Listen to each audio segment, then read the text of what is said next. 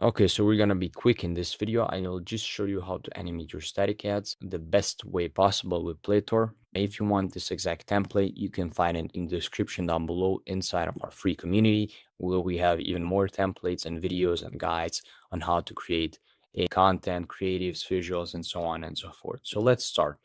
Now, this, as you can see here, is our static head. I've chosen two static heads that perform the best, and we have decided to animate them. Now, how do you go about that? First things first is you upload your static head. You go to the Playtor, you press here, upload image, and then you upload your static head.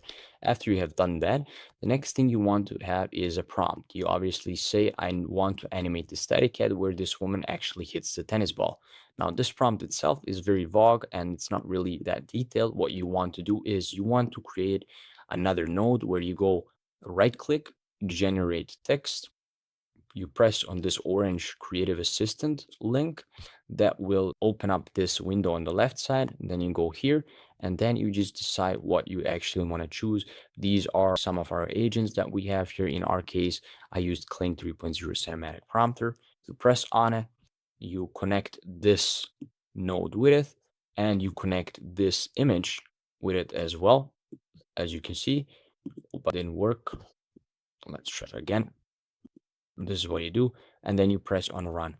And this agent, which is this one pretty much, will analyze this picture, analyze your prompt, and will create our cinematic prompt that we can straight up use for our animation. Now, they're pretty much the same, so I will delete this one. We don't need doubles.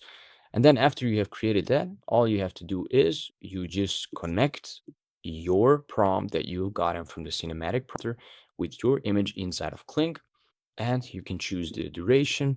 Aspect ratio can't be chosen because it's 1:1 static image, but you just press on run. You can even see the cost, and this is what you will get. Now, this video is not perfect 100%. It is too short. It should have been a bit longer so we could actually see her hitting the ball, but you can just, again, go here. You can press 8 seconds, 10 seconds, and click run again. Same here. You read your prompt where you just say, I want to animate this. You connect your current image with this prompter, which is the same as up here. He will provide this cinematic prompt that you then connect to your video model of your choice. You can even choose video 3.1, C dance, whatever you like. You press on run, and this is what we get. It is almost perfect, except this text and the can be then cut inside of CapCut or Premiere Pro, or you can just click on run again and just tell him to not include this text or do not make it bigger. It should be smaller. But this is how you get. Obviously, Kling makes mistakes, which is obvious. It can't be perfect. You gotta prompt it again, you gotta test it again. But this saves you a lot of time, especially since you have everything in one place. The second workflow I could also show you is actually for a static ad workflow where